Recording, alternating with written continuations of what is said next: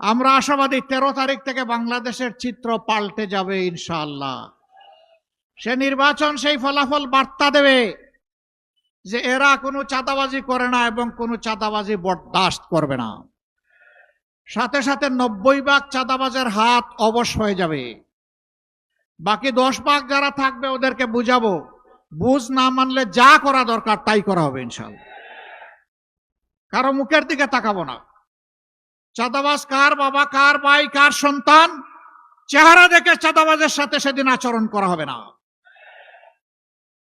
সেই ক্ষেত্রে আমরা হব নির্দয়, নিষ্ঠুর, কঠোর, দেশের জনগণকে বাঁচানোর স্বার্থে, চাঁদার কবল থেকে মুক্ত করার স্বার্থে।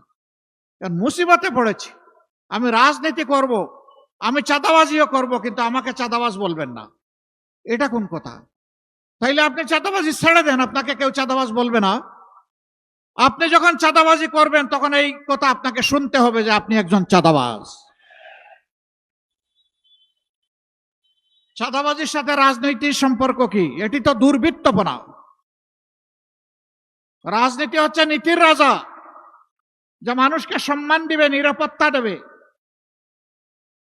যা মানুষের হাতে কাজ তুলে দেবে। এই সাথে চাঁদাবাজের কি সম্পর্ক? কিন্তু আমরা জর্জরিত এর জ্বালায়। প্রিয় জনগণ, প্রিয় ব্যবসায়ী বন্ধুগণ, কথা দিচ্ছি শুধু আইন শৃঙ্খলা বাহিনীর সদস্যদেরকে পাঠাবো না, এই চাঁদাবাজি বন্ধ করার জন্য আমরাও মাঠে নামবো ইনশাআল্লাহ। সাথে আইন শৃঙ্খলা বাহিনী থাকবে।